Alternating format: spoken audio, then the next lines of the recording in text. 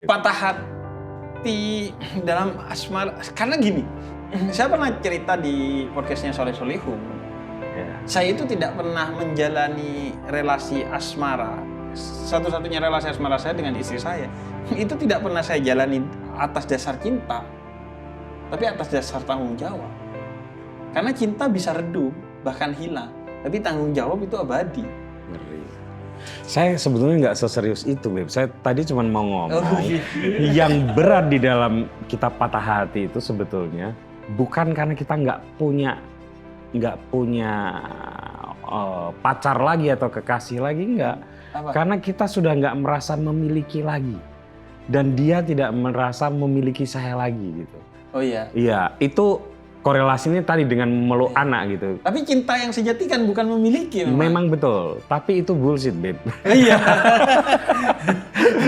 Iya, itu kalau Sujiwo Tejo bilang itu gatel itu, Beb. Gitu. Iya. Karena Mas, ketakutan terbesar saya ini masih Habib atau sudah industri? Kan udah mengklaim kalau Habib industri. Iya. Jadi saya ini masih dakwah atau sudah entertainment. Di sore hari itu saya lagi nyiram tanaman di depan. Itu pagar rumah saya kan segini Mas, sampai segininya ibu saya. Kemudian saya nyiram tuh, kemudian saya noleh, ibu saya tuh lagi begini melihat jalanan. Terus dia bilang, indah ya jalanan. Jadi itu hiburan. Dalam sih itu. Wah.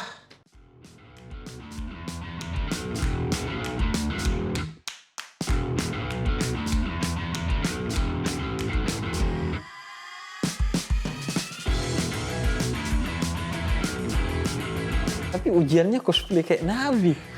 Rayakan aja apa yang Tuhan telah berikan kepada kita. Jangan sampai nanti seperti Mas Uceng. Karena Mas Uceng paham itu. Karena profesi hakim itu profesi yang kesepian. Yang pertama nisabnya itu, makasih banyak loh Mas. Iya. Masnya punya 1 miliar nggak? Dia masuk Islam, saya ditanya kenapa gara-gara ngelihat wancoy katanya.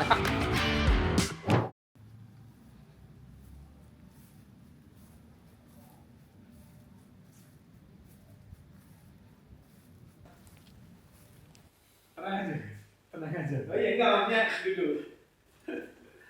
Anda merasa ada rahasia keluarga yang akan... Oh, enggak. Aman. Oh, kita jadinya di sini. Ini enggak mau tidak. Biar natural aja. Enggak apa-apa, elektronik. Kayak dipersembahkan oleh elektronik ya. Halo teman-teman, ketemu lagi dengan saya Putut EA, Kepala Suku Mojo. 3 bulan kita nggak berjumpa dan rasanya seneng saya tidak ada podcast lagi, Beb. Iya, ternyata podcast itu melelahkan, jadi ya ketika berhenti tuh mau mulai lagi males, Beb. betul. Kayak olahraga kali ya. Kalau saya lebih relate dengan kayak majelis. Saya pernah punya majelis weekend subuh di salah satu masjid di daerah Bintara, Bekasi sana. Itu berjalan selama 1 tahun mungkin. Kemudian terhenti karena COVID dan setelah itu untuk mengaktifasi lagi sudah sulit. Makanya itu mungkin ya yang bikin kita sejak awal diwanti-wanti oleh Nabi Muhammad bahwa sedikit tapi konsisten itu jauh lebih baik dari banyak tapi musiman. Iya. Itu yang bikin juga kita secara Islam diajari istiqomah khairun min alfi karomah. Konsistensi itu lebih dari ribuan kekeramatan. Kalau kita pernah melihat mungkin ada Habib yang bisa jalan di atas air. Ada bener nggak Ti? Nggak tahu saya. Oh belum mungkin pernah. Habib sendiri belum pernah. Belum lihat. Pernah. Saya pernah jalan di atas air, tapi ada betonnya tuh. Pernah tuh konten saya. Jadi saya pernah. Saya lihat. Iya kan? Itu nggak sengaja sebenarnya Mas Putu. Oh. Jadi saya teleponan. Saya kalau teleponan kan tipikalnya jalan-jalan, muter-muter, atau ngolah sesuatu, pegang sesuatu, mainin sesuatu. Tanda kreatif sih itu. Oh iya? Iya. Katanya orang kalau lagi teleponan dikasih apa aja dipegang tuh. Terus kadang-kadang menggigit-gigit ini ya. Iya. Nah, saya keliling tuh, tiba-tiba istri saya bilang, kamu kayak jalan di atas air tuh. Karena jadi kolam renang, di tengahnya itu ada beton yang membedakan antara yang dalam banget dan yang dangkal. Tapi betonnya itu pas di atas airnya. Dan warna betonnya itu putih. Ya. Jadi kayak saya jalan di atas air. Akhirnya saya dapat ide kreatif. Saya bikin konten itu seolah-olah jalan di atas air. Dewan jadi Habib. Terus kalau ada mungkin kita pernah ngelihat kiai bisa terbang karena spiritualitasnya, maka kita justru diajarkan dalam Islam bahwa yang lebih dari ribuan kekeramatan itu adalah konsistensi. Itu juga mungkin yang bikin orang sangat relate membaca Atomic Habit. Ya, perubahan-perubahan kecil ya. Perubahan-perubahan kecil yang dilakukan secara konsisten, yang kemudian menjadi sesuatu yang besar. Itu juga mungkin yang membuat akhirnya Jalaluddin Rumi bilang, ketika umur 20 tahun, aku ingin merubah dunia. Tapi sampai umur 30 tahun aku gagal. Kemudian aku ubah ekspektasiku bahwa aku akan mengubah negaraku. Sampai umur 40 tahun, aku gagal. Dan akhirnya aku berkomitmen untuk mengubah kampungku. Sampai umur 50 tahun aku gagal. Dan akhirnya aku katakan kepada diriku, aku mau mengubah diriku sendiri. Yeah. Beberapa tahun terjadi perubahan pada dirinya dan menginspirasi perubahan bagi kampungnya, negaranya, bahkan dunia. Itu usia berapa beliau? Mengubah dirinya. Itu ini aja, ungkapan aja dari aforisma lah aforisma. ya. Iya. Jadi enggak supaya agak tepat di diri saya gitu. Siapa tahu 50 tahun gitu. Saya kan tahun depan 50, Beb. Konon itu orang kalau umur 30 tahun belum memegang syariat dengan baik, itu kecenderungannya bisa terlambat. Kalau umur 40 tahun belum suluk ini artinya bukan lagi menjalankan yang wajib. Tapi merutinkan yang sunnah, konon juga cenderungnya terlambat. Karena kata Imam Abdullah bin Alwi Al-Haddad, betapa jauhnya perjalanan dan betapa sedikitnya bekal. Perjalanan menuju Tuhan itu sangat jauh, sedangkan bekal yang kita miliki sangat sedikit. Dan soal bekal kita sedikit itu, para sahabat juga pernah berkata kepada Nabi, Nabi, kok kayaknya gak fair ya? Umat-umat sebelum kita, Nabi Nuh itu usianya 950 tahun. Kemudian umat-umat sebelum Nabi Muhammad itu rata-rata usianya panjang. Tapi umat Nabi Muhammad itu kan rata-rata umurnya Nabi sendiri 63 tahun, rata-rata 80 tahun atau 90 tahun. Sebagian kecil saja yang lebih dari 100 tahun. Bahkan Gen Z kayaknya 60-an tahun ya, karena kebanyakan micin. Nah, bekal itu sedikit. Maka kemudian ada konsep tentang keberkahan dalam Islam. Bukan pada angkanya, tapi pada kesadarannya. Pada nilainya, bukan pada kuantitasnya. Terus yang 40 ke 50 ada nggak, Beb? Nah, itu kayaknya karena terlampau terlambatnya sehingga gak usah dibahas lah. Teman saya bilang ke istrinya, suatu hari istrinya itu mau nasehatin dia. Kemudian katanya, udahlah, usia lebih dari 40 itu gak usah dinasehatin. Kalau kamu ingin perubahan pada diri saya, didoain aja. Karena saya itu sudah 40 tahun hidup dalam nasihat. Ketika saya kecil, dinasehati ibu. Ketika remaja, dinasehati ayah. Saya sekolah, dinasehatin guru. Saya kuliah, dinasehatin dosen. Saat saya ikut ormas, dinasehatin senior. Kemudian ketika kerja, saya dinasehatin bos. Nanti malaikat pun akan menasehati saya ketika saya mati. Kurang, Beb. Berumah tangga dinasihati. Nah itu, jadi tolong jangan sempurnakan dengan berumah tangga dinasihatin istri gitu. Bahkan kadang kita sudah dinasihatin anak kan. Betul. Desta tuh sering dinasihatin anaknya. Iya. Mas Putut mungkin juga Iya. pernah dinasehatin anak. Saya terakhir, saya terakhir nangis Beb, dinasihatin anak saya. Belum lama sih, jadi biasalah namanya orang lagi banyak pikiran gitu ya, di rumah kan hawanya agak panas, agak ini. Terus kali anak saya tiba-tiba habis subuh gitu, oh enggak, habis sholat isya. Dia sholat isya di masjid, saya enggak Beb. Iya. Ya kan memang gitu, harus bertumbuh ya. Anak harus lebih baik dari ayahnya ya. Terus dia cuma bilang begini, dan saya benar-benar nangis. Pak, kali udah lama lihat Bapak nggak pegang Al-Quran. Itu saya langsung nangis. Itu, wah, damn ya. Wah, saya nangis, saya peluk anak saya kumpulin anak kali dan ibunya, saya meminta maaf. Terus saya ambil Al-Quran. Baca Quran. Dan semoga istiqomah. Iya. Walaupun hanya beberapa ayat dalam satu hari. Iya.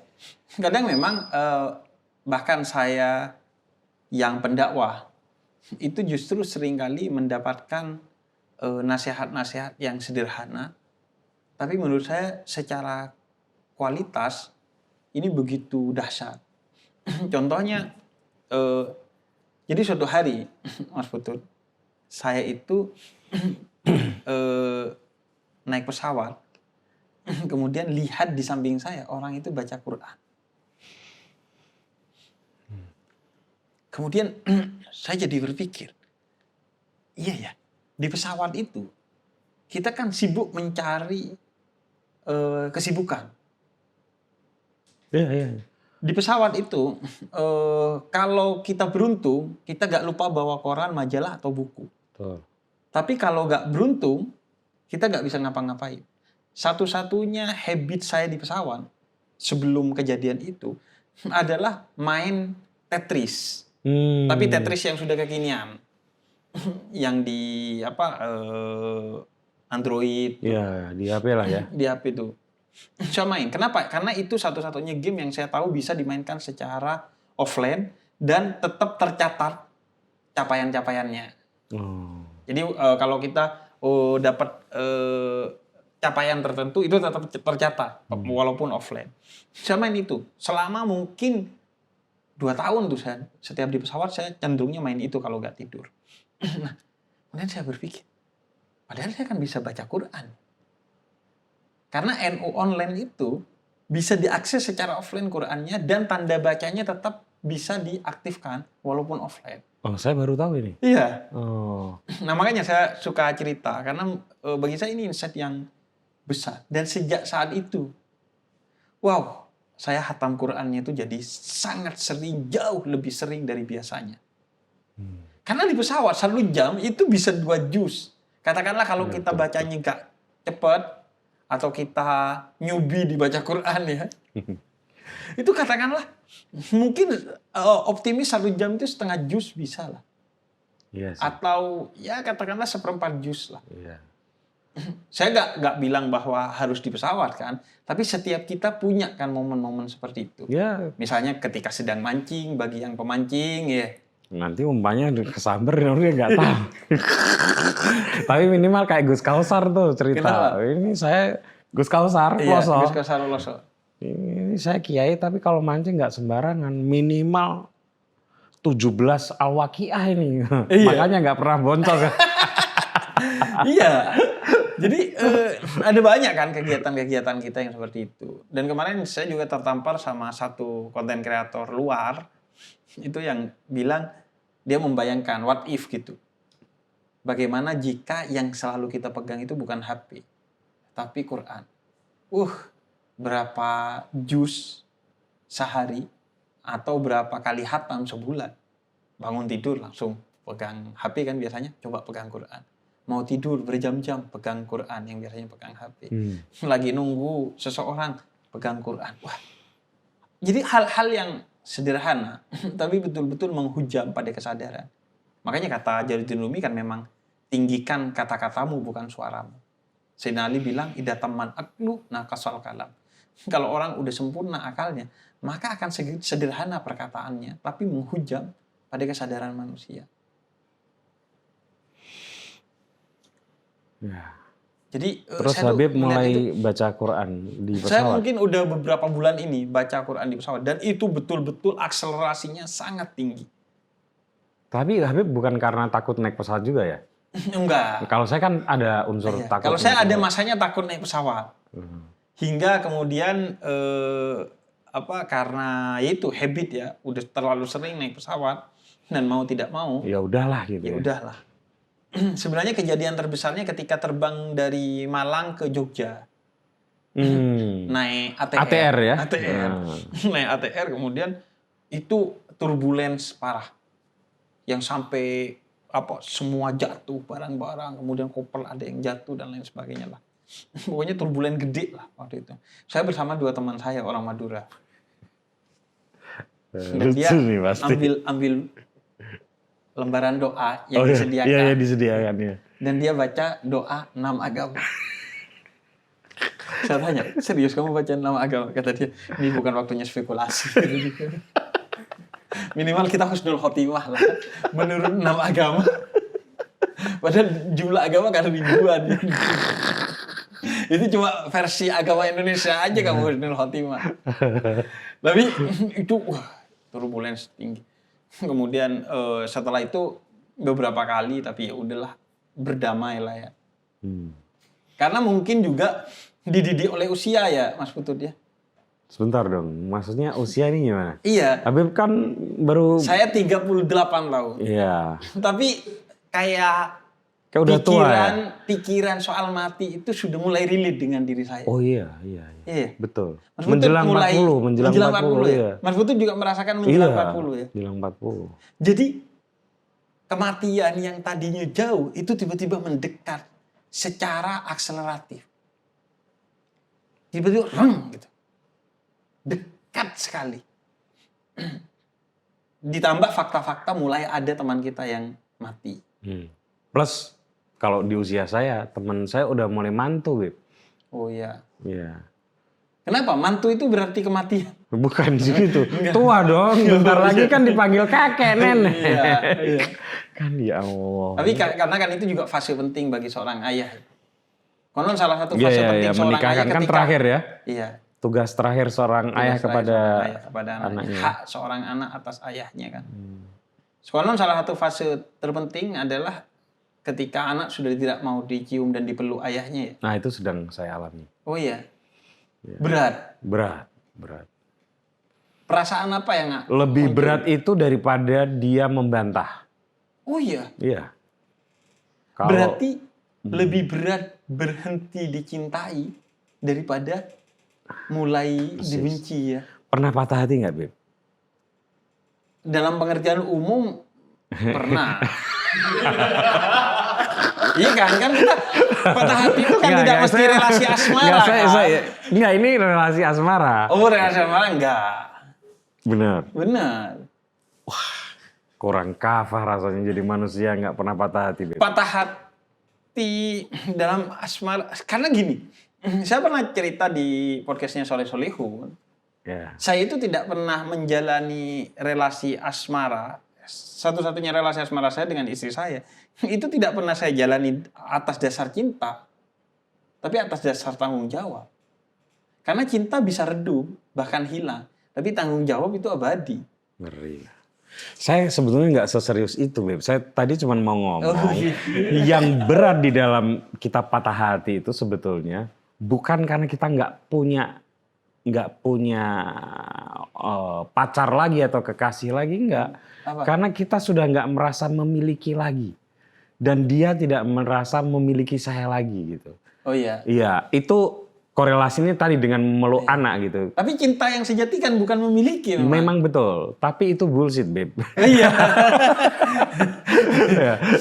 Itu kalau Sujiwo Tejo bilang itu gatel itu, Beb. Gitu. Ya. Pada faktanya toh orang mau ngomong cinta tidak harus memiliki, tetap nangis 7 bulan, tetap. Tapi saya agak percaya dengan itu, Mas Putut. Karena Habib ketika mencintai tidak memiliki. Enggak, karena saya kan sudah 7 tahun tidak punya anak setelah menikah. Kemudian otomatis saya kemudian melakukan berbagai upaya-upaya lah ya, baik itu medis, mental maupun sosial. Sosial itu dalam artian ya ngobrol dengan banyak orang tentang anak, baik yang sudah punya anak atau juga yang belum punya anak. Nah, sebagian mereka yang akhirnya punya anak, selalu cerita utamanya adalah kamu akan diberi saat kamu itu sudah hampir putus asa. Dan ternyata itu bukan keputusasaan, tapi hilangnya rasa kepemilikan. Itulah ikhlas.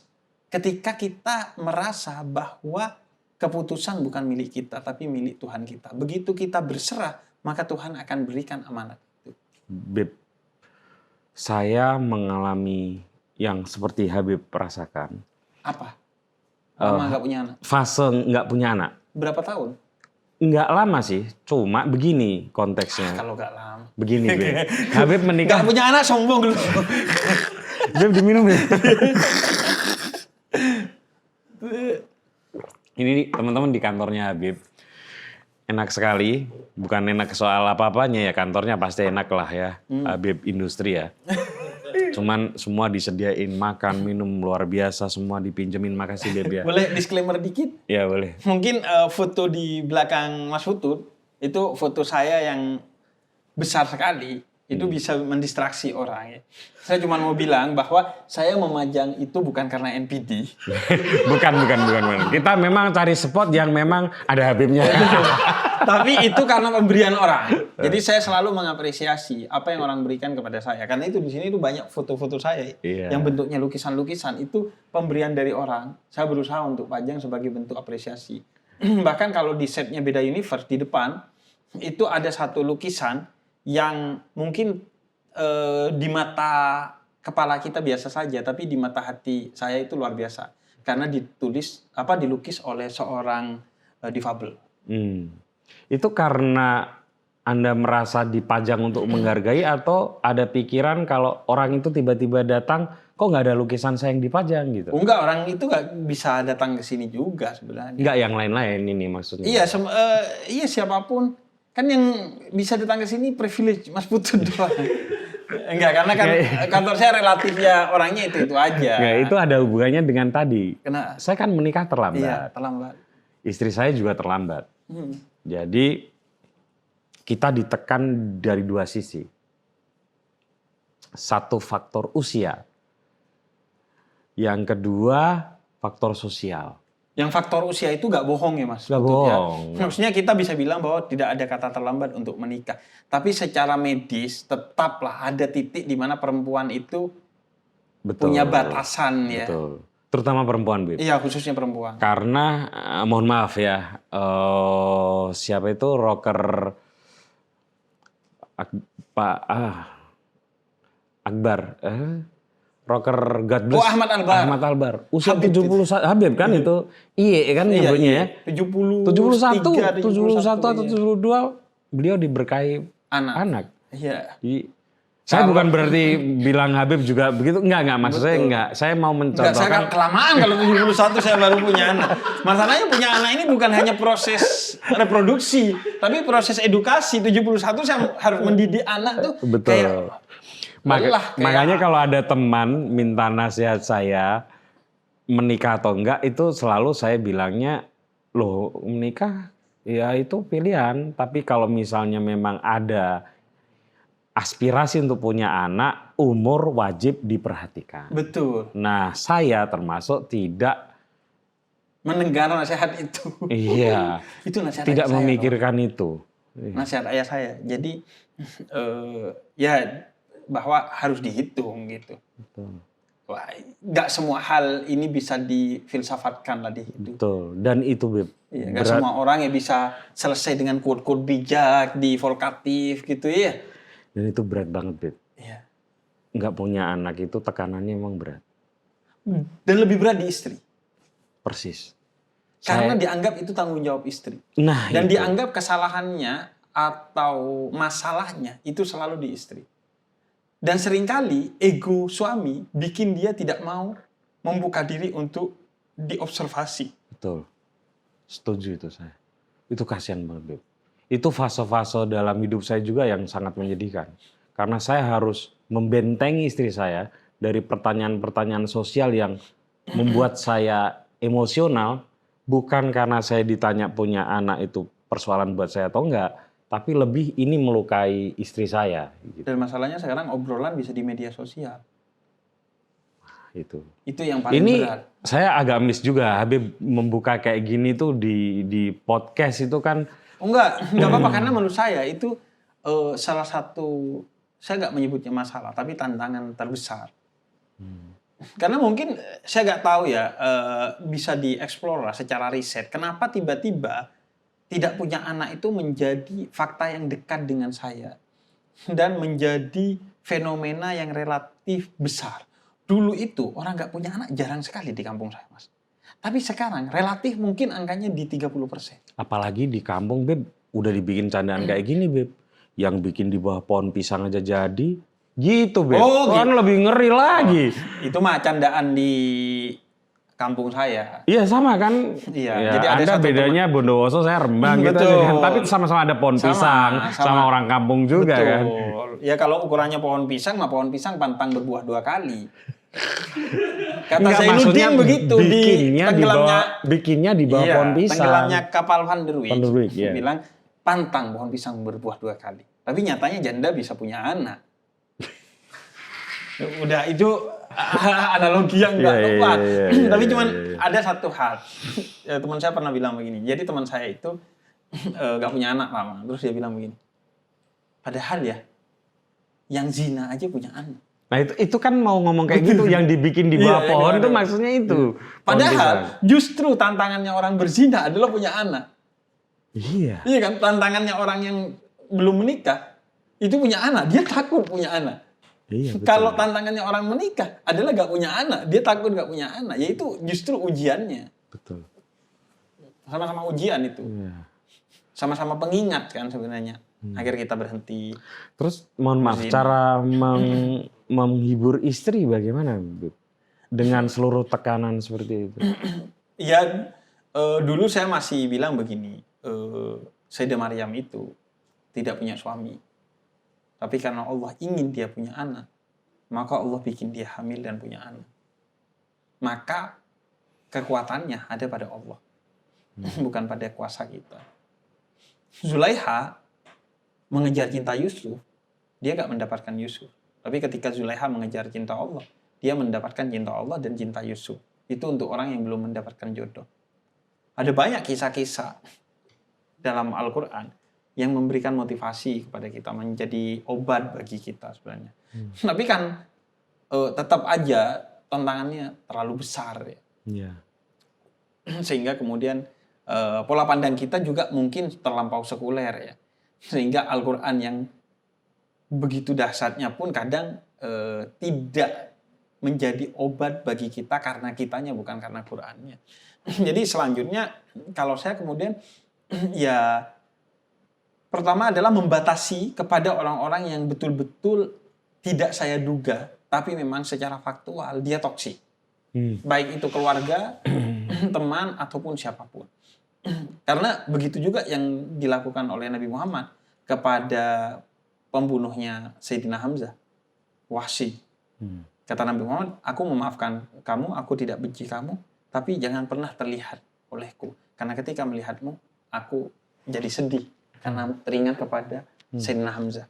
Jadi memblokir itu boleh. Baik di media sosial maupun di kehidupan sosial. Memblokir itu boleh. Yang nggak boleh itu memutus silaturahmi. Silaturahmi itu sambungan cinta.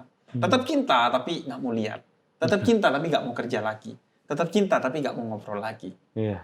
Jadi itu kemudian yang kedua yang saya lakukan. Kemudian yang ketiga, mengajak istri untuk berdamai dengan keadaan ini. Untuk membayangkan hidup tanpa anak. Untuk menerima keadaan ini. Untuk melihat ini sebagai karunia. Secara psikologis itu kan trik kognitif ya. Kadang yang bikin kita sakit itu bukan faktanya, tapi sudut pandang kita terhadap fakta itu. Kan? Betul. Nah, kemudian yang keempat adalah menunjukkan bahwa kita tidak pernah kafir dalam urusan ini. Kafir itu kan artinya menutup, berhenti belajar maka kafir secara intelektual, berhenti beribadah maka kafir secara spiritual gitu dan lain sebagainya. Nah, saya tidak menunjukkan kekafiran itu. Saya terus melakukan upaya apapun itu. Bahkan di titik-titik tertentu dengan upaya-upaya yang di luar medis. Ya. Dari cerita-cerita, dari apa yang ada di budaya dan sosial kita gitu ya. Apa yang makan ini, doa ini, begini, begitu, ya udah kita jalankan selama kita mampu untuk menunjukkan bahwa kita punya komitmen, tapi memang Allah belum mengkaruniai kita itu. Jadi alhamdulillah sekarang istri pada batas maksimal itu sudah tidak terganggu dengan isu itu. Ya. Walaupun pada batas-batas tertentu ya mungkin 20% atau 10% sisanya masih bisa terganggu. Khususnya di momen-momen tertentu seperti Lebaran. Iya. Itu saya juga dulu ini sih. Saya mengajak bicara enam mata dengan kedua orang tua saya, ya dengan almarhumah ibu dan bapak saya, terutama ya. Saya bilang ke beliau berdua bahwa tolong jangan pernah bertanya kapan kami punya anak. Karena itu sangat mencederai istri saya. Saya tidak melakukan itu. Saya melakukan itu. Karena kalau saya ya lebih ke pertahanan istri saya yang saya kokohkan. Karena sulit untuk mengontrol omongan orang kan. Ya. Tapi mungkin karena banyak saudara, banyak ini ya. Karena orang Arab kan tipikalnya begitu kan. Dan saya tidak menyalahkan pertanyaan itu sih. Iya. Saya juga. Kan itu muncul juga dari niat yang baik kan. Betul, Lebaran juga kan. Itu Beb nanti nggak habis Beb. Saya sudah punya anak masih. Kapan punya adik perempuan? Saya kadang waktu jengkel ditanya nggak punya anak kedua ya. Saya selalu benteng saya apa coba Beb? Apa? Kan anak saya insya Allah satu ya. Maksudnya insya Allah satu itu kan ya umur udah segini Beb. Istri saya juga udah. Akbar kan 71. Iya tapi istri saya Beb. Saya cuma bilang kok saya sudah dikaruniai anak itu sudah luar biasa. Gitu saya bilang gitu. Iya kalau saya intinya kan saya selalu bilang ke istri saya bahwa relasi dengan anak itu adalah ujiannya para nabi. Nabi Nuh anaknya tidak ikut jalannya. Kemudian Nabi Ibrahim anaknya disuruh disembelih. Kemudian Nabi Zakaria lama tidak punya anak. Nabi Yakub anaknya hilang, Yusuf, dan akhirnya kembali setelah 30 tahun. Jadi Nabi Muhammad, dari 7 anaknya hanya 1 yang akhirnya hidup. Iya, betul. Sampai dewasa, yaitu Sayyidah Laki-lakinya kalau nggak 3 salah laki-laki ya, meninggal, 3 perempuan ya. meninggal. Iya. Jadi saya merasa, ternyata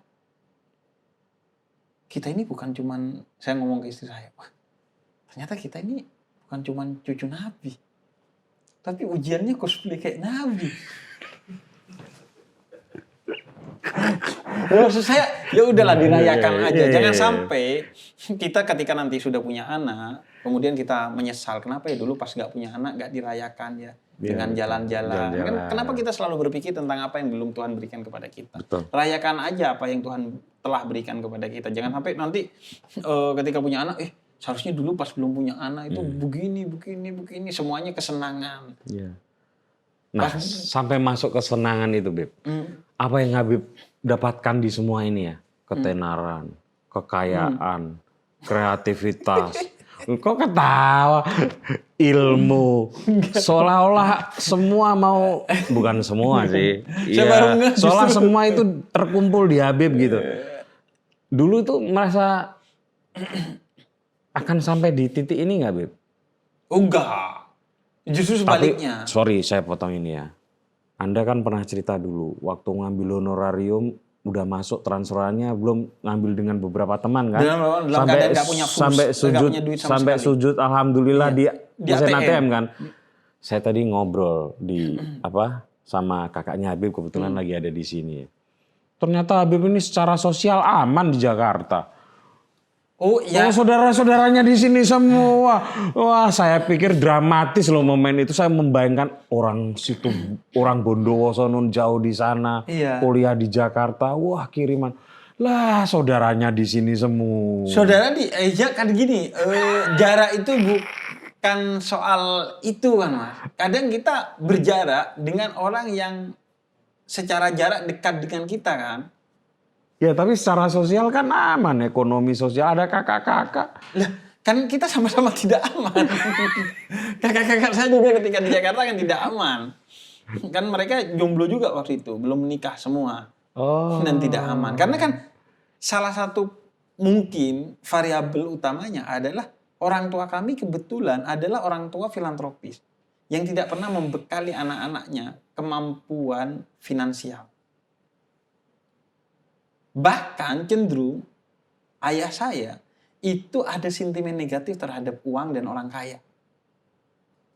Berarti ini sekarang pandangan Ayah bapak ayah saya terhadap Habib Kurang ini kamu sudah terlalu kaya ini betul. gitu.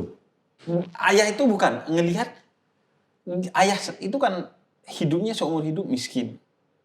Sehingga dia tidak pernah bisa membayangkan ada orang yang sebulan misalnya punya pendapatan yang 2 digit gitu. Sehingga kemudian dia selalu menganggap emang nggak haram tuh duitnya. Karena kalau normal seharusnya tidak punya duit segitu gitu. Ya itu mentalitas mentalitas. Bisa dimengerti ya. Ya karena kan bahayanya kemiskinan yang sifatnya struktural itu membentuk mental yang seperti itu ya. Sehingga kemudian karena saya lahir dari sana, maka 2. Pertama adalah saya relatif tidak sedang bercanda ketika bilang bahwa saya malah diingetin Mas Putut kok kalau saya alhamdulillah relatif sejahtera sekarang. Karena betul-betul nggak pernah merasakan itu. Nggak pernah menyadari itu ya Mas Putut. Iya kan kemana-mana saya rata-rata pakai motor. Pakai mobil hanya fungsional aja. Kalau hujan, kalau jauh, kalau harus lewat tol dan lain sebagainya lah. Rata-rata kemanapun naik motor. Kemudian saya juga pernah ditegur karena punya Apple Watch. Kemudian katanya kayak gak enak ngelihat Habib pakai Apple Watch. Mungkin karena terlalu mahal juga ya. Pakainya Rolex. Enggak. Akhirnya gak pakai jam tangan saya. Akhirnya gak pakai jam tangan. Jadi itu mentalitas itu. Kemudian ya relatif tidak ada yang saya betul-betul nikmati dari apa yang saya capai. Kalau tidak malah sebaliknya. Ada semacam penderitaan eksistensial. Karena kecurigaan kepada kekayaan. Makanya Dari Anda sendiri atau dari saya lingkungan? sendiri. Oh. Jadi saya itu menangis ketika diperdengarkan lagunya Yura Yunita berjudul Tanda waktu itu. Karena Mas, ketakutan terbesar saya ini masih Habib atau sudah industri? Kan udah mengklaim kalau Habib industri. Iya. Jadi saya ini masih dakwah atau sudah entertainment? Niat saya dakwah loh ke sini. Saya seharusnya menjadikan popularitas ini bukan untuk saya. Ud'u ila sabili rabbika. Ajak mereka kepada Tuhanmu, bukan kepada dirimu. Ini juga yang saya terinspirasi dari, karena ini ngobrol sama Mas Putu, selalu ingin mengutip Cak Nun. Suatu hari Cak Nun itu pernah membuka celananya. Karena kata Cak Nun, awas kamu kalau ngefans ke saya. Jangan ngefans ke saya. Kamu kalau ngefans ke saya buka celana. Biar kamu gak ngefans ke saya. Dan itu udah seleranya dibuka sama Cak Nun gitu. Iya. Saya nonton itu. Nonton itu kan. Itu jadi makanya saya selalu bilang, saya tuh gak pengen punya fans. Dan saya bilang bahwa kamu itu gak ngefans ke saya. Kamu ngefans ke saya pertama karena Tuhan saya menutupi aib saya. Dan yang kedua, seandainya saya misalnya melakukan hal bodoh, kan kamu jadi gak ngefans ke saya. Sebenarnya kamu ngefans ke saya karena saya membawa hal-hal cerdas yang saya ambil dari Quran dan Sunnah. Jadi kamu sebenarnya ngefans ke Allah dan Rasul, bukan ngefans ke saya. Cuman saya, makanya saya selalu bilang, saya itu penyambung lidah ulama. Saya bahkan tidak bilang ulama, saya nggak punya murid, saya cuma punya followers. Saya nggak ngaji, saya cuma dakwah. Saya nggak punya pesantren. Wah itu rumit obrolan tentang itu.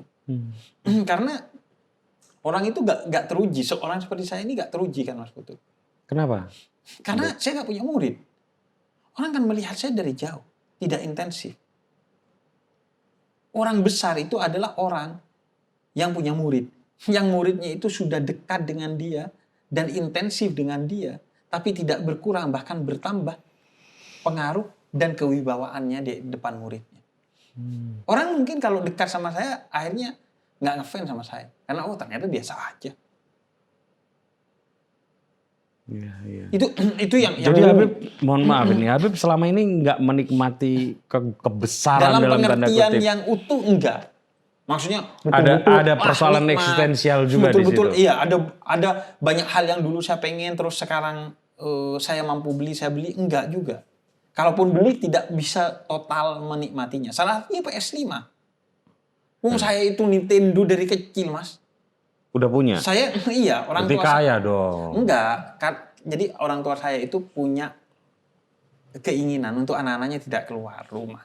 Oh, Orang tua saya iya, itu iya. sangat protektif. Ada yang kiai-kiai bahkan kayak gitu ya, sengaja beli TV besar supaya anaknya Betul. tidak keluar rumah. Jadi ayah saya itu kan sangat meyakini bahwa lingkungan itu akan membentuk orang. Dan al-insan ibnul bi'ah. Manusia itu anak lingkungannya. Sehingga ayah saya itu sangat protektif. Dalam pengertian yang positif menjaga saya. Salah satu pendekatannya dengan Nintendo. Karena ya kalau di sisi lain ya cerita-cerita tentang keterbatasan kami ya banyak gitu. Tapi maka kemudian nggak bisa menikmati itu. PS5 akhirnya nggak beli saya. Pengen Mas. Loh, Tapi PS4 atau punya. GTA. Tapi PS4 punya. PS4 nggak punya saya. PS punya. PS pernah punya. Beli second. Beli second dan akhirnya rusak. Jadi gitu. GTA Mas kan keluar terbaru. Loh saya ini mungkin lebih dari winning main GTA. Satu-satunya orang yang di rental PS dulu. Semua winning saya GTA. Wah ini kesempatan saya menghibur diri saya beli GTA. Tapi Mohon maaf, nggak beli. GTA apa tuh? Oh GTA, wah susah ini. GTA itu kayak main mobil-mobilan tapi ada misi di kota. Oh, San Andreas ini. Jadi ada misi kesini. Oh itu kesitu. nama game? Iya nama game. Sorry. Bukan nama apa alat ya? Enggak. Oke. Nama game. Itu ada GTA seri terbaru yang viral. Jadi saya nggak beli. Jadi kayak saya nggak tahu ya itu sumbernya dari mental. Kalau mental kan berarti masalah. Tapi kalau spiritual berarti lumayan loh saya ini. Tapi kan Jadi nggak pertama itu Mas, nggak Iya. pernah menikmati. Saya takut itu istidraj. istidroj. Ya. Jadi Masih Tuhan ada tidak kekhawatiran memberkati. istidroj gitu juga ya? Oh iya dong. Harus Saya selalu pikir waspada. istidroj itu bagi orang-orang yang tidak merasa bahwa itu istidroj. Oh, Enggak ya? juga. Ternyata Menurut enggak saya ya? kewaspadaan itu penting lah. Oh. Di tengah hidup yang seperti ini ya, di tengah popularitas, di tengah kemudahan saya mengakses banyak hal yang tidak mudah diakses oleh banyak orang dan lain sebagainya. Khawatirlah ada ada kekhawatiran itu. Dan itu yang membawa kepada hal yang kedua yang ingin saya ceritakan, yaitu aksi filantropi. Mau nggak mau, Iya. aksi filantropinya harus Kenceng. kuat sekali. Tapi aksi filantropi ada jebakan istidroj juga kan? Betul. Ria. Sama ini Beb, yang lebih ngeri dari itu Beb. Merasa bahwa nih orang bisa begini gara-gara aku kasih ini. Misalnya kayak beasiswa, akhirnya orang itu jadi pinter atau apa. Kata Quran, la tubtilu shadaqatikum bil manni wal adha. Jangan kamu keluarkan sedekahmu dengan perasaan kamu tinggi dia rendah. Makanya saya selalu tuh mengedukasi, salah satunya itu sedekah lewat online. Biar kita gak ketemu orangnya. Sedekah lewat lembaga. Saya bilang kan sedekah itu yang paling dekat dulu, langsung aja berikan, selebihnya lewat lembaga aja. Karena itu saya akan terhubung dengan Lazismu, Lembaga Amil Zakat Muhammadiyah, Lazisnu, Lembaga ambil zakat NU. Saya banyak kerjasama dengan Kitabisa dan lain sebagainya. Ya, dengan kita bisa dulu ya. Saya ingat. Oke. Nah, tapi kenapa kemudian ekspansi ke dunia film? Ke film karena Bukankah itu juga manifestasi dari keindustrian betul. Habib? Malah betul. Enggak, itu dalam artian gini. Saya harap itu saya dibantai. Enggak. Malah dibetul. Ya betul dalam pengertian gini. Kan saya tuh merasa amanat ayah saya kepada saya adalah dakwah di industri. Ayah saya tuh kalau nonton TV dulu bilang mereka ini orang-orang baik. Dan saya percaya itu karena ayah saya 40 tahun mengurusi orang di lembaga pendidikan, sosial, dakwah dan budaya. Jadi dia nggak ngejudge tapi bisa tahu oh ini orang baik sebenarnya.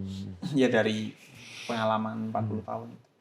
Kemudian suatu hari kamu harus dakwah di sana. Mereka itu sebenarnya orang baik, cuman tidak terpapar dakwah yang baik.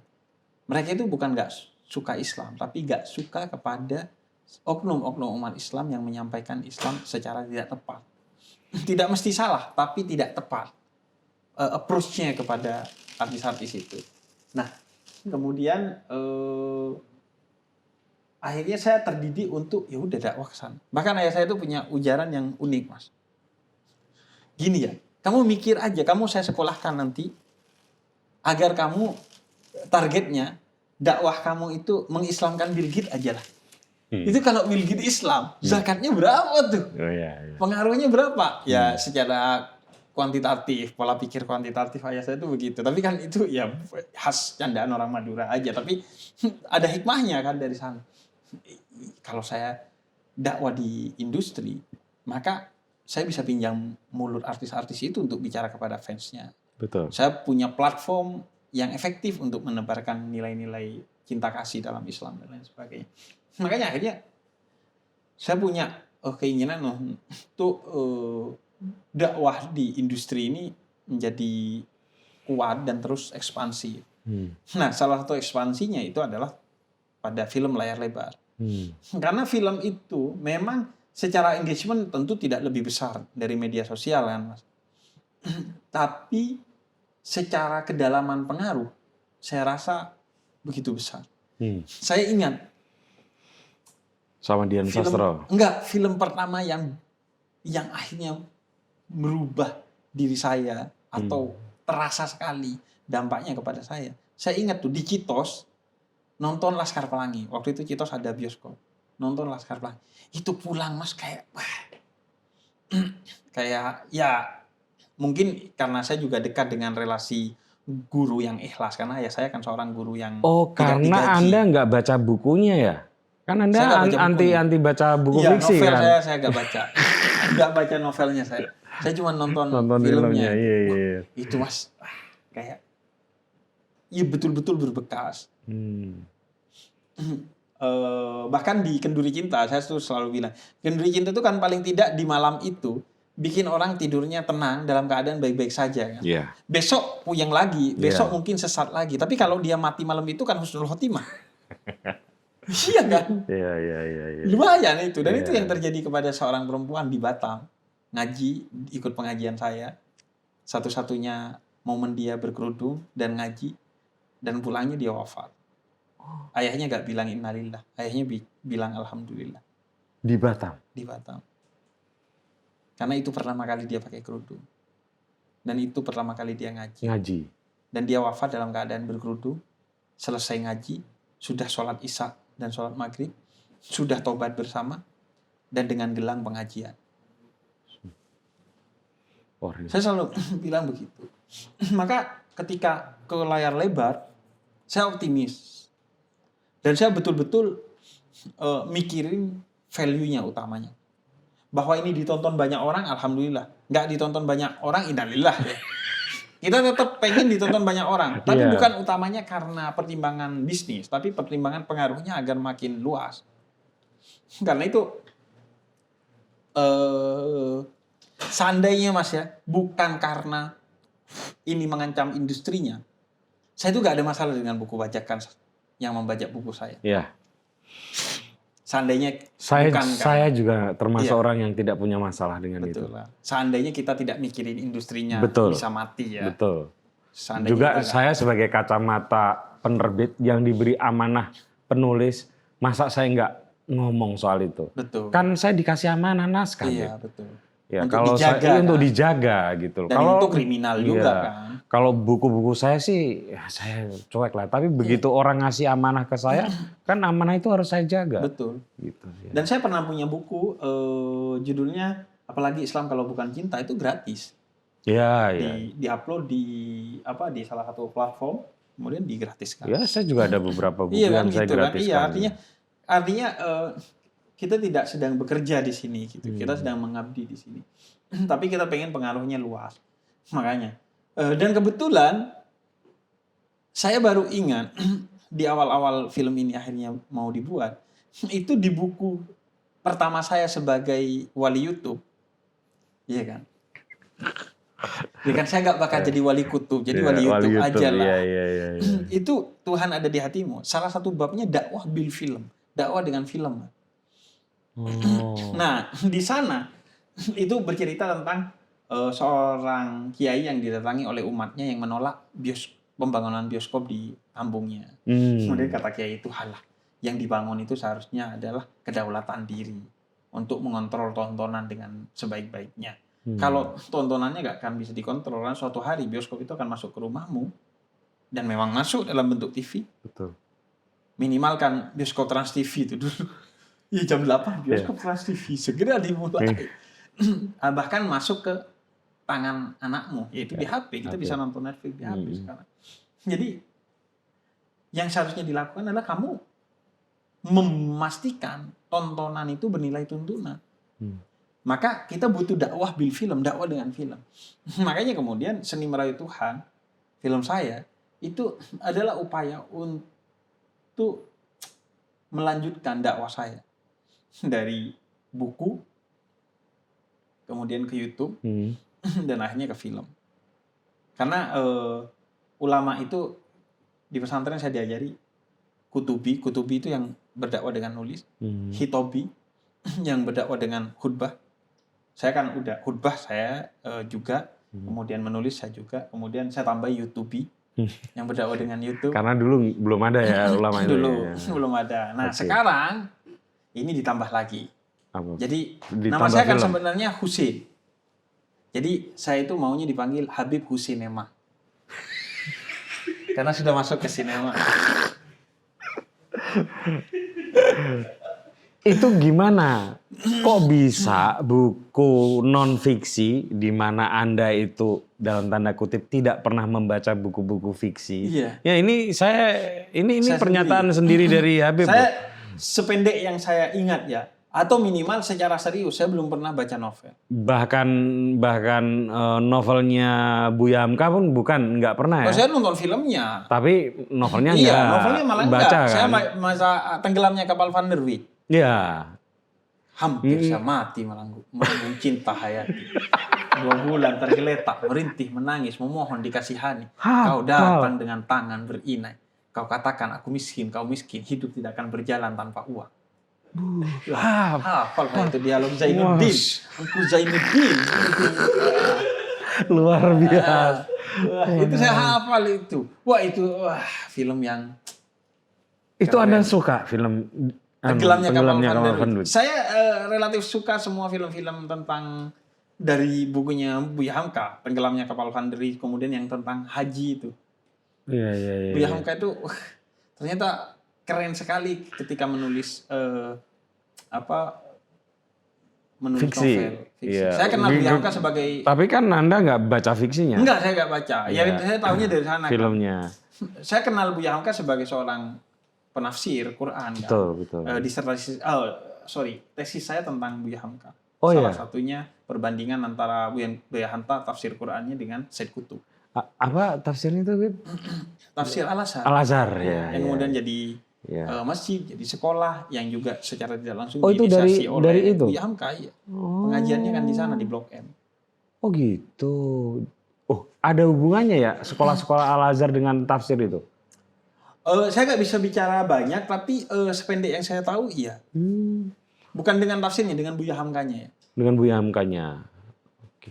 Nah tadi dari buku non-fiksi ke film dalam tanda kutip yang ada ceritanya gimana tuh? Nah, sebenarnya itu kan Mas Salman Aristo dari Wahana Kreator Nusantara yang tiba-tiba baca buku saya. Dan itu sangat masuk ke core memorinya. Karena inget tuh katanya di salah satu raknya ada buku dengan cover oranye. Itu buku Seni Melalui Tuhan. Dia baca dan dia sangat tertarik dengan buku itu. Buku itu kumpulan isai bahkan. Iya, saya tahu buku Iya, itu. kumpulan isai. Tapi ketika Mas Salman membaca buku itu, dia merasa buku itu mengajak dan membimbing dia melakukan perjalanan spiritual.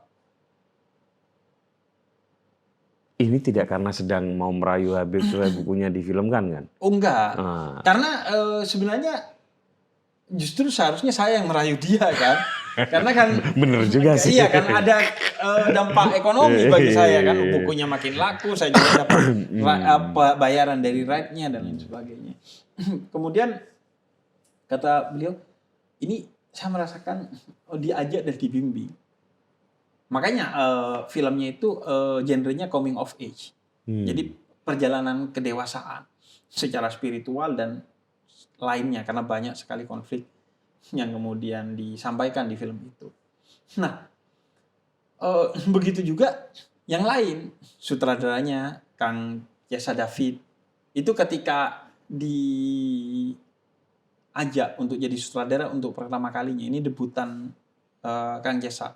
Beliau sangat unggul sebagai editor film, tapi sebagai sutradara ini debutan pertama. Jadi ketika dihubungi oleh Mas Salman, itu Kang Jasanya juga sedang mengawali perjalanan spiritual, lagi nyantri di Tasikmalaya. Oh. Sebaiknya di skip obrolan tentang nyantri ini. Emang umur segitu nyantri, kayaknya bukan nyantri ilmu ya. Ntar dulu kan nggak tahu usianya beliau berapa. Oh, udah lumayan usianya. Saya?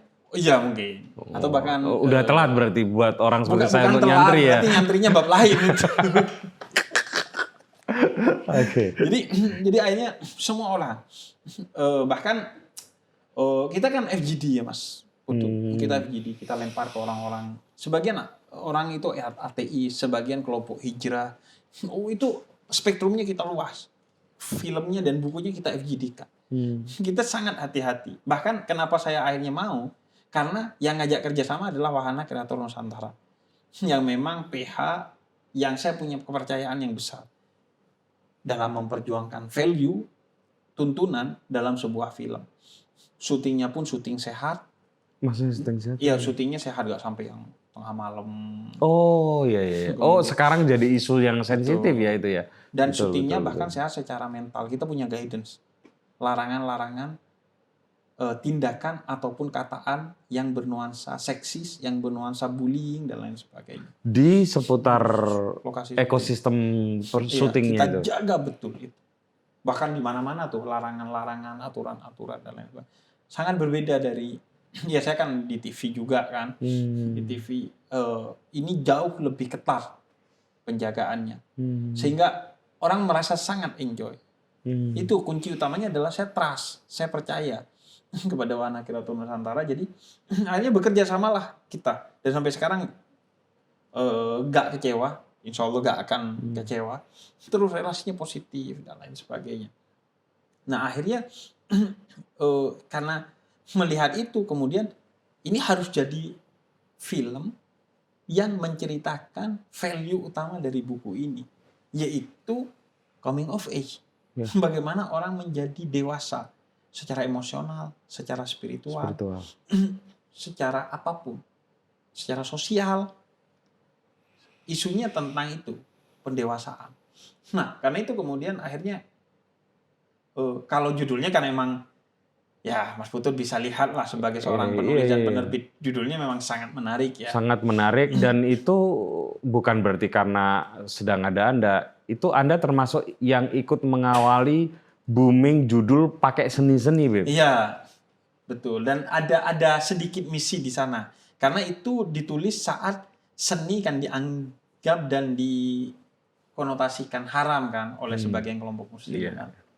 Dan saya nggak terima itu karena bagi saya seni itu salah satu ruh Islam. Allah itu indah dan mencintai segala keindahan. Gitu. Nah karena itulah kemudian buku itu jadi film. Saya juga pertama nggak membayangkan. Karena saya nggak membayangkan dan saya nggak mau diperkosa dalam tanda petik. Saya ikut dari awal.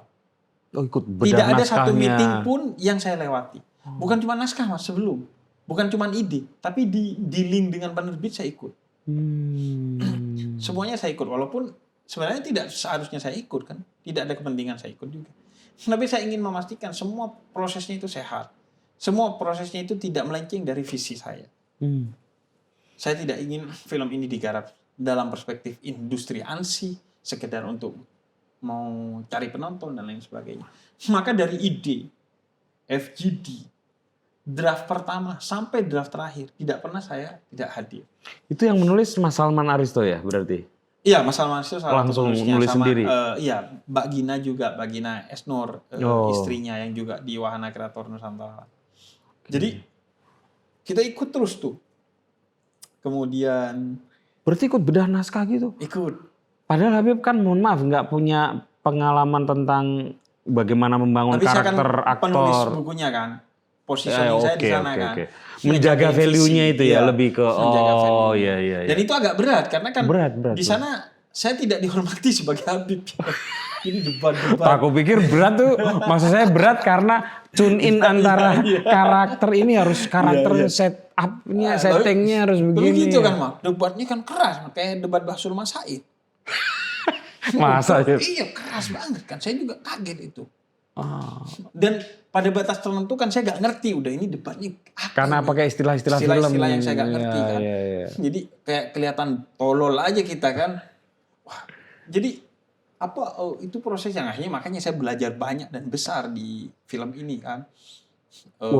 Iya. Anda belajar memberi penekanan pada belajar banyak dan besar di film ini. Betul. Berarti Wah, akan muncul enggak. misalnya di sini ini kan sudah ada jeda nulis, sudah ada hakiki, ada rumah cahaya, ada warung sejarah. Semoga ada PH film ya nanti. PH film. Insya Allah siapa tahu kan. Tergantung debutannya ini. Kalau debutannya pahit, udahlah kayaknya bukan di sini di Danaya. Ikut cipin Bit. Ya insya Allah. Ikut lah ya. Kok insya Allah maksudnya kan buat udah tanggung jawab lah. Kita harus tanggung jawab kan. Iya berarti sudah terjadi kan? Sudah. Iya. Tanggung jawab lah. Kita biar kita menghadirkan diri kita sepenuhnya di film ini. Tapi itu utamanya adalah film ini dibuat dengan sangat hati-hati. Bahkan screeningnya yang masih ada di lingkarin jerawat nanti dihapus di editing yang masih gitu itu udah kita FGD-kan kemana-mana. Sampai segitunya? Iya, kita FGD-kan karena kita emang betul-betul ingin karena film ini kan bukan kognisi ya. Saya melihat kalau film ini kan emosi. Iya. Makanya pertanyaan saya kepada semua orang yang sudah ikut di screeningnya, rasanya apa? Oh udah screening nih? Enggak, di screening terbatas yang FGD itu. Oh oke. Di antaranya teman-teman psikolog dari Rumah Cahaya nonton. Pertanyaan saya rasanya apa? Rasa-rasa di hatinya apa setelah nonton film? Bukan filmnya bagus enggak? Karena pasti bagus. Ini berarti kan? sudah diedit kan? Sudah diedit. Artinya untuk terbatas sudah ditonton bareng. Udah mulai screening, insya Allah tayangnya kan 13 Agustus. Di awal Agustus udah mulai tayangnya special screening. 13 Agustus. 13 Agustus teman-teman. Nah ini tayang duluan ya berarti ya? Iya, special screeningnya mungkin dari awal Agustus kita udah keliling ke beberapa kota untuk orang bisa nonton secara umum. Siapa yang terdaftar yang mau nonton. Nah, itu kita rasanya apa sih? Nggak nanya bagus nggak sih? Soalnya pasti bagus. Enggak, Kan saya bisa boleh dong ngeklaim. Saya garap ini 2 tahun loh. Iya. Saya ngeklaim boleh ya, dong. kebetulan saya waktu kesini juga selalu ketemu beberapa kali timnya kan. Memang serius banget ya. Enggak, saya gantian bertanya ke Habib. Apa yang Habib rasakan? Marah. marah. Iya. Karena kayak- gini, mohon maaf Bib, saya kan penulis naskah drama. Iya. Ketika drama atau teater itu dipanggungkan, wih, ini beda banget Betul. dan ngeri gitu loh. Ngeri, betul. Saya nggak, apa yang saya bayangkan tertawa di naskah saya, orang nggak tertawa. Iya. Yang saya bayangkan nggak ini orang menangis. Iya. Jadi beda jauh gitu. Nah, apa yang Habib rasakan Saya marah gitu. sebagai orang yang punya buku? Iya, marah kepada diri saya sendiri, marah kepada keadaan. Karena ini kan soal muhasabah, ya, refleksi diri. Film ini kan mengajak kita untuk refleksi tentang diri kita yang terus bergerak menjadi dewasa. Kadang angkanya lebih cepat dari kesadarannya kan. Anda mau menyindir? Enggak kan? Kan berapa banyak orang yang sudah 50 tahun Mas, kesadarannya masih segini Beb ya. berapa banyak orang yang mati di umur 30 tahun tapi baru dimakamin di umur 73 tahun. Gimana? Iya kan? Ada orang yang sudah mati di Oh, umur 30 mati tahun. mati dalam Mati hidup. jati dirinya. Ya, mati jati diri. Tapi baru dimakamin di umur 70-an tahun. Ya maaf, tiba-tiba jumping ke filsafat ya. jadi Anda marah, merasa marah? Iya, merasa kayak ada perasaan yang tidak seharusnya saya mendirect diri saya seperti ini aja. Saya harus dorong lagi. Kemudian ada banyak hal yang menyadarkan saya, oh iya ini tanggung jawab saya. Ini, oh khususnya relasi dengan ibu. Karena ibu saya di kampung. Jadi salah satu value utamanya adalah tentang relasi dengan ibu. Malah bukan Dan dengan kebetulan kondisi apa yang terjadi di film, belakangan baru beberapa hari ini saya sadari ternyata juga apa yang relatif sama dengan yang terjadi dalam relasi saya dengan ibu saya ketika kita harus terpisah. Oh gitu. Ada semacam nggak seharusnya begini. Iya. Saya dulu ingin di sini karena saya ingin kembali ke sana. Kenapa saya harus di sini sekarang? Di sini maksudnya di Jakarta. Di Jakarta. Saya dulu ke sini karena ingin kembali ke sana. Kesannya ke Bondowoso. Iya, agar saya bisa membahagiakan ibu saya, agar saya bisa hadir untuk ibu saya, agar saya bisa lebih maksimal, utuh memberikan segalanya kepada ibu saya. Tapi kan keadaan tidak begitu, Mas. Betul. Ada kerumitan eksistensial. Dan Yang- dilema. Iya, Saya juga karena merasa itu ini. akhirnya seni merayu Tuhan. Akhirnya ini soal, udahlah, kembalikan kepada Tuhan. Dan kita betul-betul ingin, kemarin kita yang atur berantakan. Hari ini kita ingin Tuhan. Perasaan itu yang kita kejar. Setelah nonton film ini, orang merasa bahwa kemarin oke berantakan. Karena saya yang kendalikan. Hari ini saya ingin Tuhan yang kendalikan diri saya. Saya serahkan sebagaimana janji kita di sholat. Inna sholati wa nusuki wa mahyaya wa mamati lillahi rabbil alamin. Sholat kita, ibadah kita, hidup kita, mati kita untuk Tuhan. Dan ejawantah Tuhan, salah satu yang paling indah di muka bumi ini adalah ibu kita. Dan ibu kita kehilangan kita. Kehilangan gak mesti meninggal. Tapi karena harus sekolah ke luar negeri, harus bekerja ke luar kota. Harus ada di momen-momen memilih antara istri dan ibu. Antara ayah dan ibu. Antara diri sendiri dan ibu. Ada kerumitan yang saya yakin tidak mungkin bisa saya sampaikan melalui ceramah. Tidak mungkin saya bisa sampaikan melalui konten. Tidak mungkin bisa saya selesaikan melalui buku. Dan ini harus diselesaikan melalui film. Wahana film ya. Karena ini soal rasa. Dan saya merasa ini tribut untuk ibu saya. Saya ingin hadiahkan semua dari film ini untuk ibu saya. Doa yang tercurah.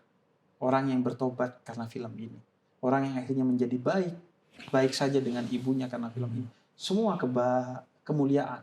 Semua keberkahan. Semua pahala. Semoga jadi semua amal buat ibu. saya persembahkan untuk ibu saya. Tapi Beb, Ibu ini yang kemarin ketika saya pulang. Di sore hari.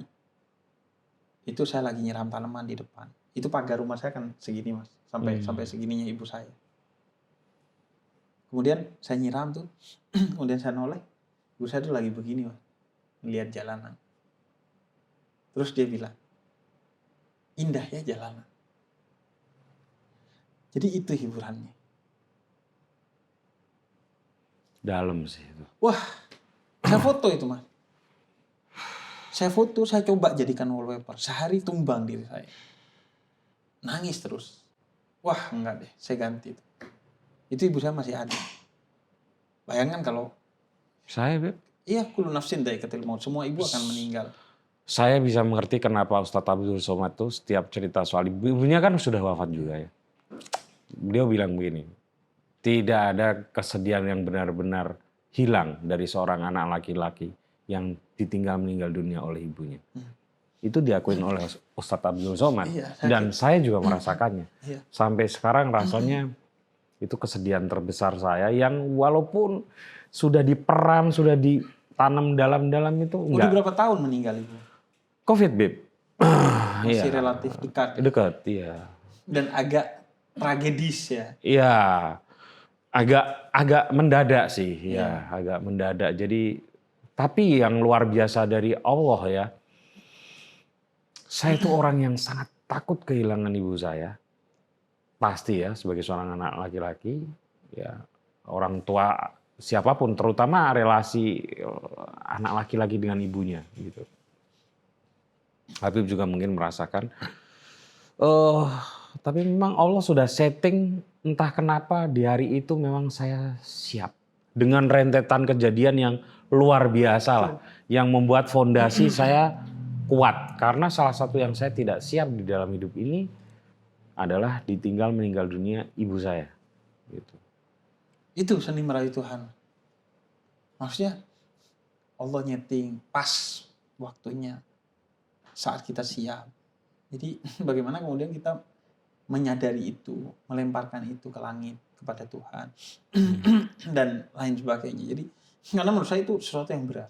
Karena itu saya agak ngerasa kok gini ya orang yang kemarin ramai-ramai soal ingin menghapus tahlilan karena dianggap treatment tahlilan itu membebani orang yang ditinggal meninggal oleh orang terkasih. Menurut saya soal treatment yang salah, segala hal bisa salah. Nabi pernah menghancurkan masjid karena masjid itu dibangun atas dasar kemunafikan. Semua hal pasti ada umumnya lah. Tapi jangan kemudian direct kemudian ingin menghilangkan tradisi tahlilan. Menurut saya itu tradisi yang sangat penting. Itu tradisi yang di Islam dibenarkan. Dan itu tradisi penting karena ditinggal orang terkasih itu tidak mudah. Tidak mudah, betul. Pasti butuh waktu. Betul. Dan butuh orang-orang di sekitar kita yang menjadi jejaring, jangkar. Saya mengalami itu. Emosional kita ya. Jadi seandainya di rumah itu nggak ada setiap hari orang berdoa, wah saya Betul. bisa bener-bener rontok Betul. gitu. Makanya saya tertarik sekali ketika Mbah Sujiwo Tejo itu bilang, saya dulu itu mengagumi filsafat. Tapi yang ngajari bagaimana melepas ibu saya dengan tenang, itu bukan filsafat. Filsafat gak ngajari bagaimana saya melepas ibu saya dengan baik. Agama yang ngajari. Mandikan, kafani, sholati, kuburkan, doakan. Itu yang bikin, wah gak ada itu, kita bisa jadi ikut mati bersama ibu kita, Mas. Saya kira ya.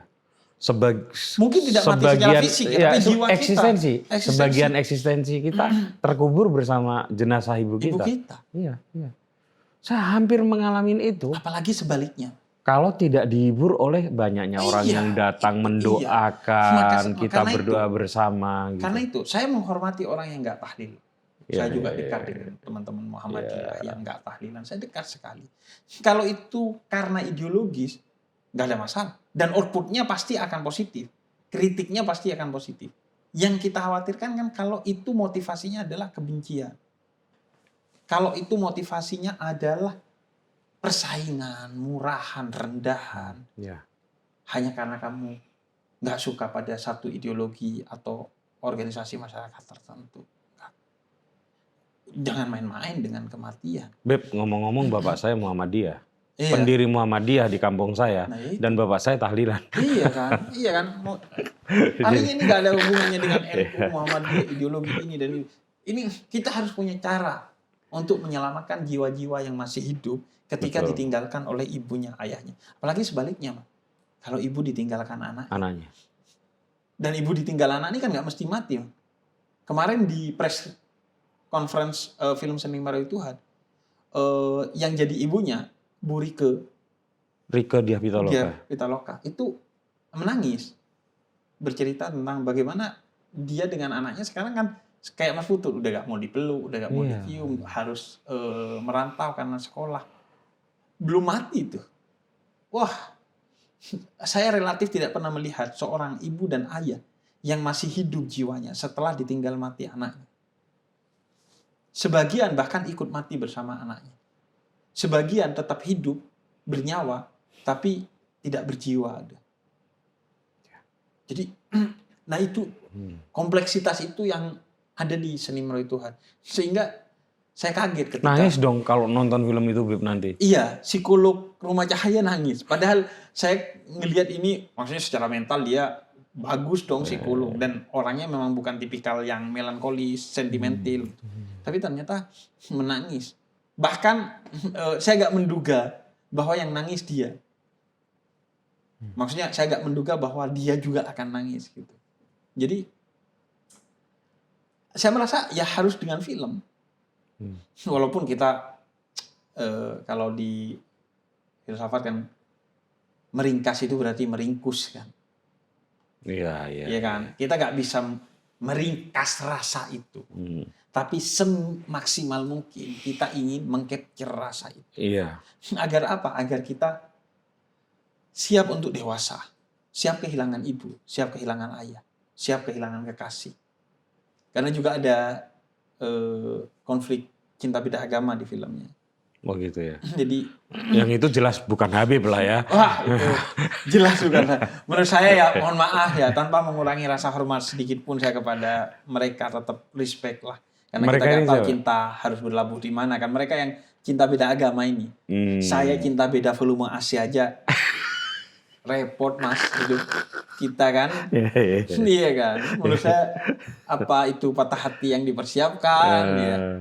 Tapi ya itu makanya menjadi tidak bisa tidak harus rasa ini ditransfer seminimal-minimalnya melalui film. Ya. Secara seksama dan dalam tempo yang sesingkat-singkat. Terakhir Beb, sudah panjang ini kita ngobrol. Padahal saya ngerasa masih pendek ya. Wah, Iya. ini obrolan kita udah berapa lama nih obrolan kita? Wah, 1,5 jam loh. Iya, ini terakhir aja 5 menit lagi aja. Saya terakhir kan lihat Habib lagi menabur benih ikan-ikan di sungai di kampung Di halaman. kampung. Ketemu sama temannya Mas Putu. Iya, Cak Hakim dan Mbak Cak Prita. Hakim. Ya, beliau berdua ini memang Aktivis pencinta lingkungan, aktivis ya. lingkungan, betul. Apa yang melatar belakangi itu, Beb? Apa kok melepas ikan-ikan lokal gitu? Itu luar biasa loh. Iya. Tapi mohon maaf ya, Iya. nggak enak ini. Kenapa? Kok Habib kepikiran itu gitu loh? Iya. Kan ya maksudnya kalau pulang kampung Anda bikin kajian kayak apa kayak gitu loh. Kan Iya. wah Habib melepas ikan-ikan lokal gitu. Iya, karena kan saya terinspirasi sama salah satu tokoh di Indonesia bahwa saya pengen pulang kampung dan menjadi orang biasa. Apa hubungannya dengan lepas ikan? Nah iya kan, katanya seharusnya bikin kajian. Saya menjadi orang biasa aja ngelepas ikan. Lepas ikan bukan mancing. kerjaan orang biasa, Beb. Lah orang biasa itu mah ngelepas ikan. Kalau orang mancing. biasa itu mancing, bukan lepas ikan. Nah itu saya dari dulu kepada orang-orang yang merusak lingkungan yang ngeracun sungai, saya itu diam. Tapi kali ini saya akan lawan. Benar. Enggak, Itu intonasinya jangan gitu dong. Masa saya akan lawan? Enggak gitu. Enggak gitu. Coba. saya akan lawan. Saya akan lawan.